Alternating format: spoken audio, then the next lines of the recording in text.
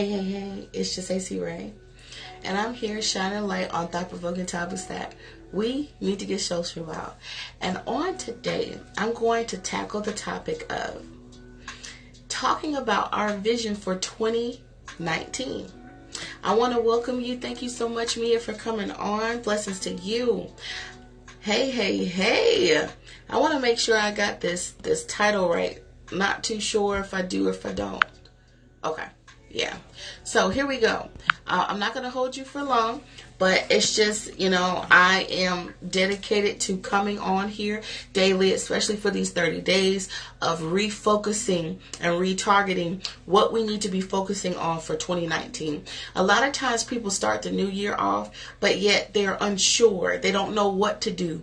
They're looking for a change, but they don't know how to bring about that change. And so that is my job. I'm here as a facilitator to help you to get to your dreams by recognizing deep inside what it is that you desire. So we're going to focus on our reflection today. Now, when I say our reflection, we're going to focus on the reflection of 2018. What worked? What didn't work? What was successful? What wasn't successful?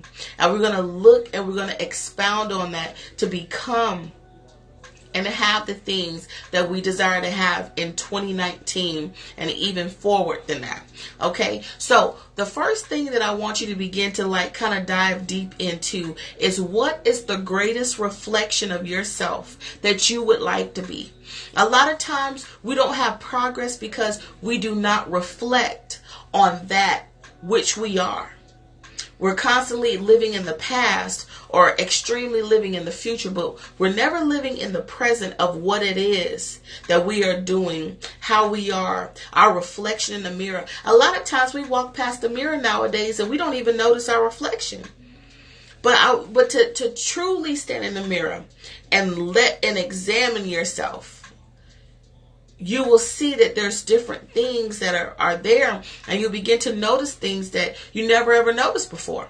Okay? So when you ask yourself this question, what happens is your brain is about to do some work. It's going to pull out all kind of things to help you to discover the person that you would like to be. You'll look at your losses. You'll look at your failures. You'll look at your weaknesses. Then you'll look at your strengths. You'll look at what you've accomplished in 2018, what you did well on, how you shined in that year. And then you begin to cultivate and bring it all together so that you can become that desired person that you've always wanted to be. Okay, so there's 3 quick steps that's going to help you to get there. The first one is, what is the greatest... I'm sorry, that was that question. I apologize. The first thing is, hey, you talking to me. Blessings to you. Thank you for tuning in. Remind yourself of who you no longer want to be. I know before 2019 comes, or before it came, people were just over and done with the situations and the people and the circumstances that they lived in. During that time of that reflection, hey, young grip, blessings to you. During that particular time of this thing happening, they were aware of what they did not want to be, but yet they haven't changed it, because it seems like they're taking that same mess and that same junk and that same trash into 2019. So what we need to do is we need to remind ourselves of who we no longer want to be. What is it? You can keep it to yourself, but think about it. Were you a procrastinator?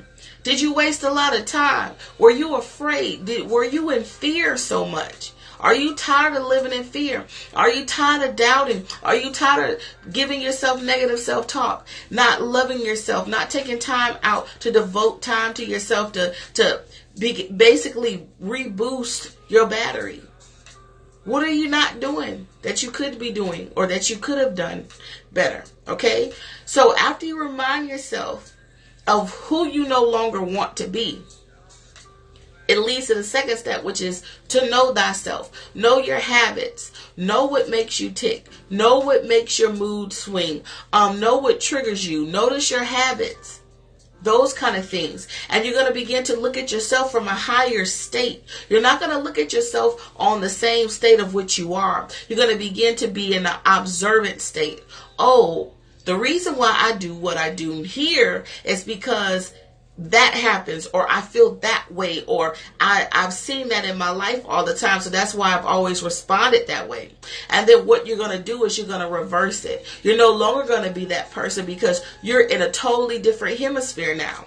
Okay? So when you're thinking about what is the greatest reflection of myself that I would like to be, you're no longer that person. You're no longer you that you were 5 minutes ago, because this whole transformation already just took place. So what you're going to do is you're going to notice those triggers, notice those habits, notice those moods, and you're going to cut them off. You're going to say, oh no, I no longer respond in that manner. No, that was me. That was me 5 minutes ago, but guess what? I'm changed. I renewed my mind. There's different things about me that I no longer operate in. And that's how you become that desired person that you desire to be. The third thing is to contemplate repetitively of that particular person that you would really want to be. So whatever you're aspiring, whatever it is that you want to do, whether it's a new job or in your marriage, you want to be better, being a better mother, or being a better father, a better parent, a better worker, better in ministry, whatever it is, I want you to begin to contemplate repetitively on who you want to be. The real you, not you with the mask, not you with the smile and it's broken on the inside. I'm talking about the true you. Contemplate repetitively on who you want to be until it becomes familiar and second nature to you. The same way that you can think negative thoughts without thinking anything, you don't even take effort. You may just think negative just because a lot of times people just think negative. And so you have to notice that this stuff is happening on autopilot.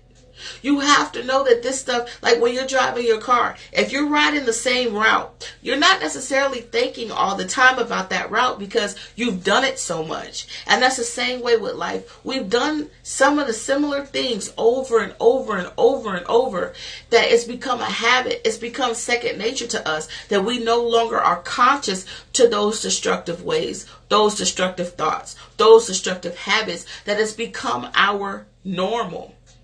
But there's coming a time where you want to become something better. You want to experience something that you never have. So you've got to get to the mind state of doing something that you've never done. And that is to see yourself at a higher state and to observe yourself so that you can grow. Okay? And that it becomes second nature, because the more you begin to believe this thing, you can say, I'm ugly, I'm ugly, I'm ugly. And when you look in the mirror, you're going to become familiar with that statement and say, well, I am ugly.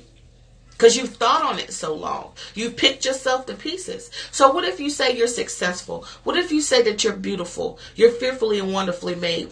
That you're amazing, that you're a genius, that you're intuitive, that you're a millionaire. If you constantly say this thing and allow it to become familiar to you, guess what's going to happen? It's going to be second nature.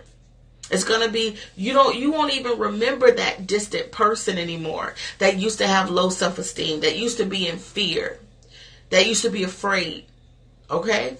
And so we're going to get into our affirmations before I close. I have 3 affirmations that are powerful that will keep you on track to holding on to your vision. Number 1, I vividly visualize the attainment of my goals, and then I move to action. Not only are you going to visualize those goals, but you're going to take some action on those goals. A lot of people, they have great ideas. They have, intuitive things. They could be making millions right now, changing the world, healing the world, but yet they do not take action because they lack the drive. They lack the confidence. Okay? The second one, my past has no power over my fabulous future that I create today. So no longer are you looking behind you in your past. It no longer has a power over you, that it's removed a grip off of you. Okay? And it's taking you right into your positive future that you are creating today. The third thing, I am no longer a prisoner of negative emotions.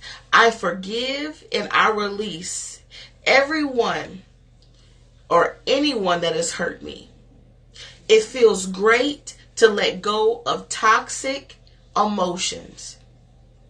And as you release those toxic emotions, when you forgive them, when you release them, when you let go of them, it opens you up to positive healing in your body, positive health in your body, and a fresh new mental well-being. No longer will it be a burden. No longer will it hurt you. No longer will you feel sad or be victimized, but it's taking you into the realm of positive health and mental well-being. So that's my time. I was just spending time with y'all today. I had an amazing time with you all. For many of y'all who don't know who I am, my name is Stacey Ray, and I'm shining light on thought-provoking topics that we need to get social about. And on today, we focus on our vision for 2019 by reflecting on the previous reflection of 2018. And so we're going into this new year full of life. We're going into this new year strong, and we're going into this new year bold, because we want to get everything that this new year has to offer for us. So I love you all. I'll be back on later on tomorrow. Okay? Have a good one.